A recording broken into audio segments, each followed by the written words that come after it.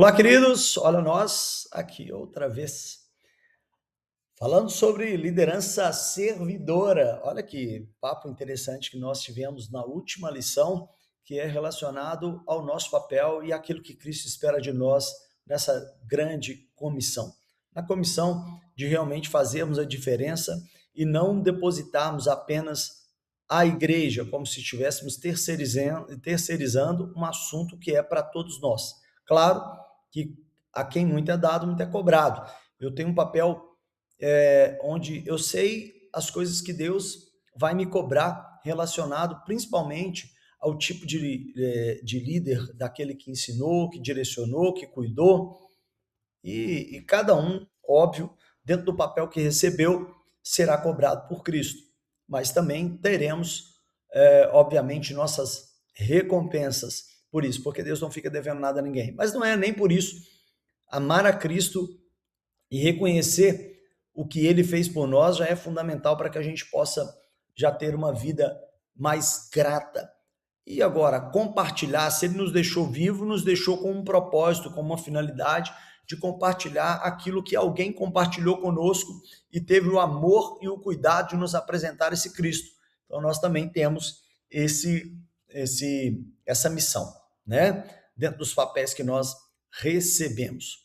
Bom, olha quantos membros dentro de um conceito comum de uma igreja que a gente fala que já tem sua programação dentro da estrutura que ela leva, né?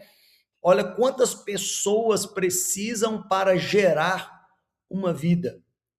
É muito cômodo, porque dentro desse programa aqui, a gente tem aquilo que a gente chama de departamentos na igreja, como se fosse uma empresa. Então, tem o departamento de evangelismo, parece que se torna papel do evangelista lá do departamento fazer algo, mas você não, eu não. E não é assim que funciona no reino de Deus. Como nós falamos na lição passada, Deus espera de cada um de nós, porque não é sobre um papel na igreja, nessa mentalidade de igreja que foi criado, como se ela fosse lá. Ela somos nós, parte de um propósito maior, né? Não só de um CNPJ ou de uma placa. Então, olha como que nesse programa aí as coisas aconteciam. Era assim, porque a gente departamentalizava todas as missões aí da igreja, e não é sobre isso. Numa igreja em célula ou em pequenos grupos, ela já funciona assim, a cada 4 pessoas ela pode gerar uma, é muito diferente.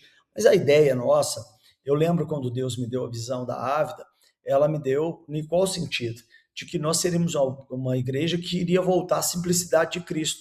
A simplicidade de quê? De se importar, de não ser apenas algo que fosse para nós apenas, ou para mim, entre aspas, né? Mas para nós, né?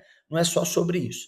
Então, nós vamos aprendendo isso e vamos começamos a nos autorresponsabilizar também e não só achar culpados ou um departamento para poder dizer que a obrigação é daquele e daquele outro, mas de todos nós. Nós somos um corpo, funcionamos como um corpo e precisamos entender nossa missão em tudo isso. Nós não mandamos nossa mão ir buscar um copo d'água. Por mais que eu pegue com a mão, o corpo inteiro vai junto.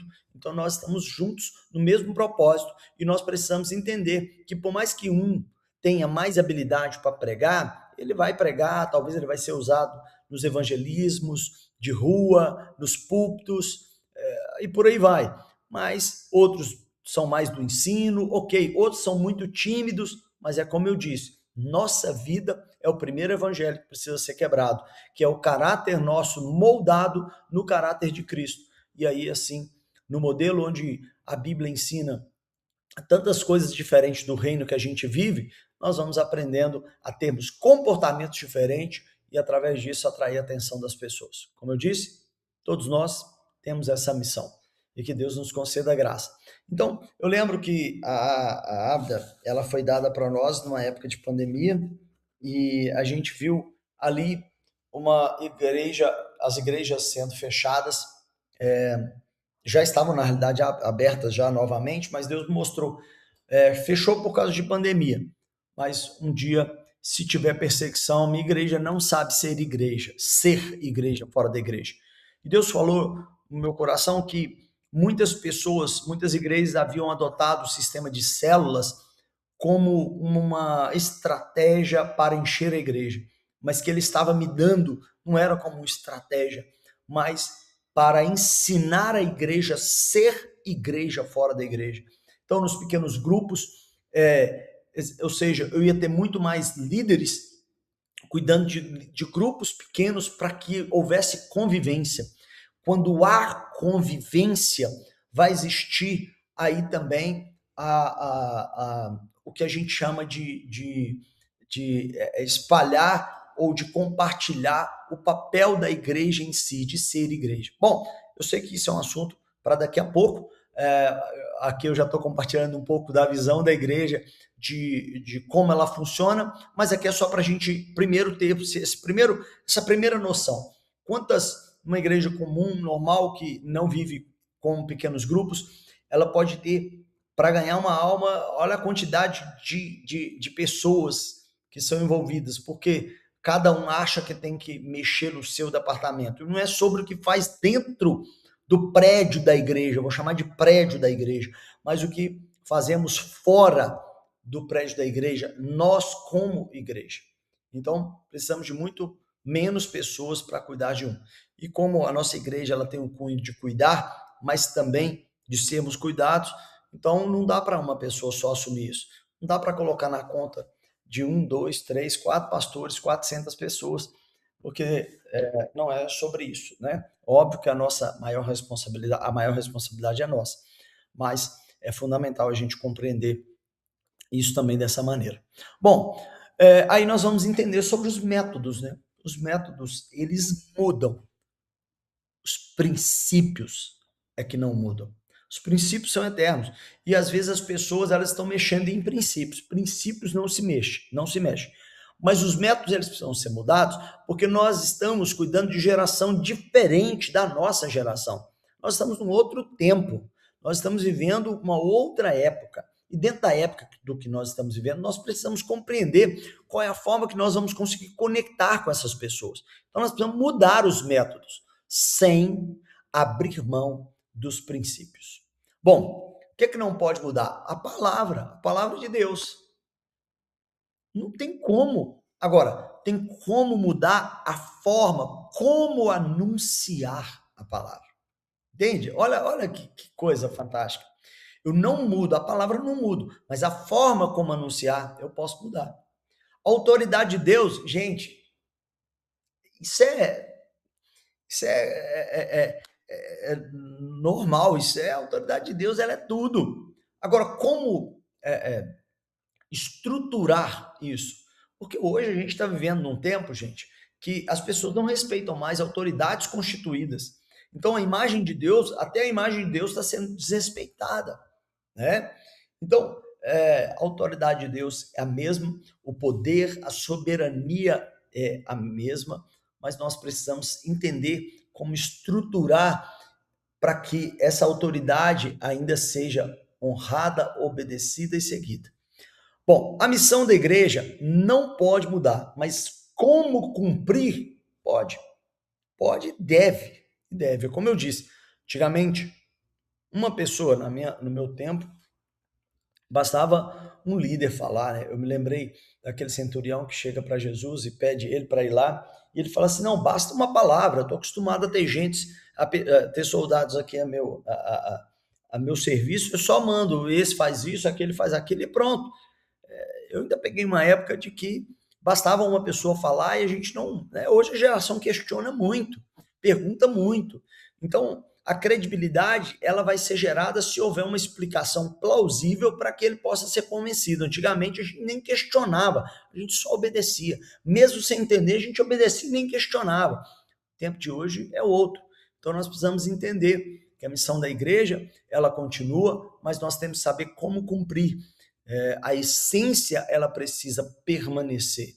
A essência do amor ao próximo, do cuidar, do ser cuidado, a essência continua, mas a forma ela vai mudar, ok?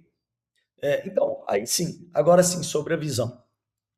A visão da igreja é uma coisa assim tão tremenda que eu acredito muito de que uma pessoa ela precisa um líder quando ele recebe uma visão, como eu disse um pouco na aula passada, que Deus dá a visão ela é de Deus, ele compartilha com uma pessoa para essa pessoa influenciar pessoas a cumprirem o propósito. Então, eu acredito que todo líder que tem convicção que Deus deu a ele o chamado, ele precisa ter então essa visão do que Deus deu. Seja para ser auxiliar de alguém, seja para estar submisso, seja para cumprir um propósito específico. Então, essa pessoa vai ter característica daqueles princípios no qual ele foi chamado para ele poder ser designado. E Deus vai capacitando a gente para a gente poder seguir e cumprir. Então, aquilo que Deus compartilhou comigo está muito voltado a essa simplicidade de nós vemos que igrejas elas têm características. Nós temos igrejas excepcionais e conhecidas pelo sua forma de ensinar. São mestres no ensino. Outras igrejas que ensinam muito sobre libertação, praticamente só libertação. Outros falam sobre prosperidade. Eu não vou julgar o certo e errado. O que eu digo é que nós precisamos entender com qual característica nós somos chamados, porque nós cremos no Deus que liberta, no Deus que prospera, nós cremos no ensino, em tudo isso é maravilhoso, mas a forma principal pelo qual Cristo nos trouxe não foi para apenas conhecer, ter o grande conhecimento de tudo, mas de praticarmos as coisas simples, voltar a coisas simples que foram ignoradas.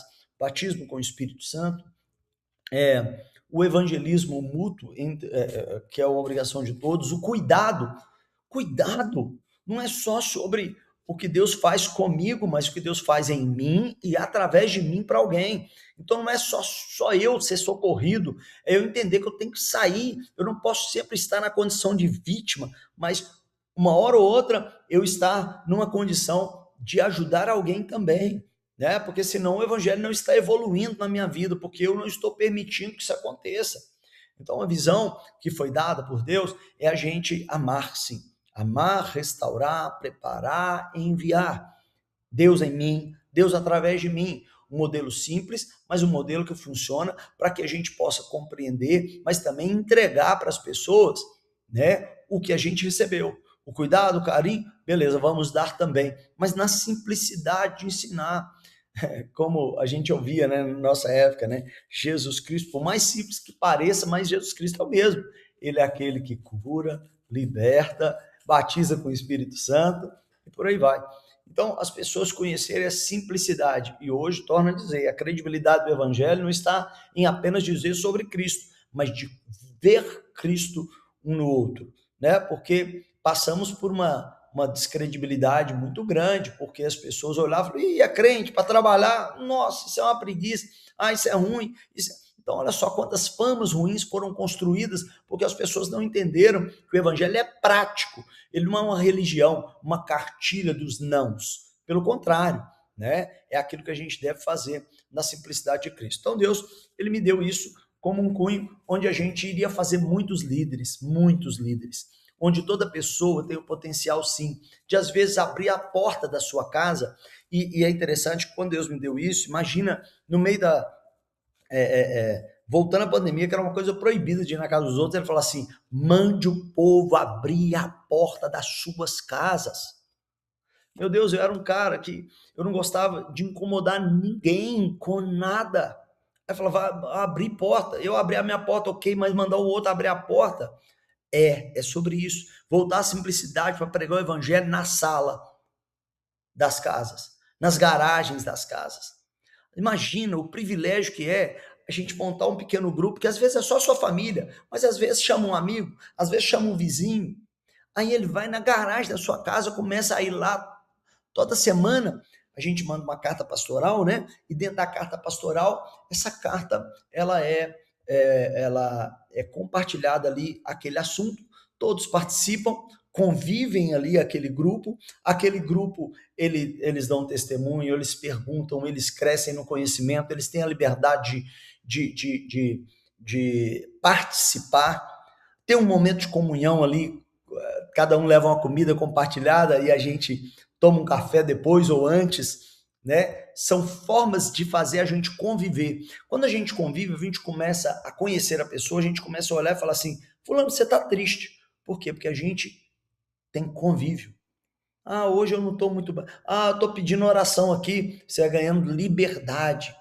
Começar a viver em grupo é mesmo se vier uma pandemia, se vier uma perseguição e o prédio da igreja não puder ser aberto, a igreja vai continuar acontecendo. Fulano, você está precisando de alguma coisa? Por quê? Porque teve convívio. Fulano está triste, vamos acudir. Fulano está alegre, vamos festejar junto. Quantas pessoas nós identificamos depois dos pequenos grupos que tinham necessidades?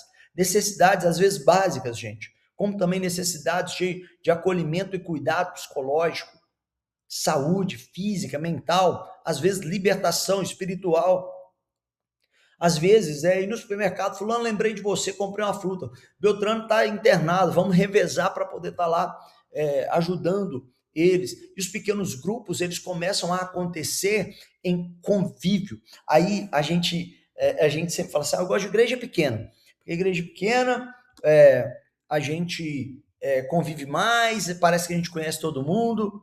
Pois é, a igreja grande não pode acontecer. Nós não podemos continuar pregando o evangelho, porque senão cresce. Gente, isso é fantasia demais, é coisa que o diabo coloca para nos tirar do foco. E aí eu vou dizer por que dos pequenos grupos? Porque a gente, mesmo estando numa igreja que pode se tornar grande, a gente tem a sensação sempre de estar numa igreja pequena, onde a gente conhece muita gente, a gente convive, tem relacionamento, a gente ajuda, a gente é ajudado, a gente identifica necessidades, pessoas identificam necessidades nossas e nós vamos ajudando uns aos outros, porque quando a gente olha a proposta do evangelho lá no livro de Atos, né, eles estavam de casa em casa, no partir do pão, na doutrina dos apóstolos.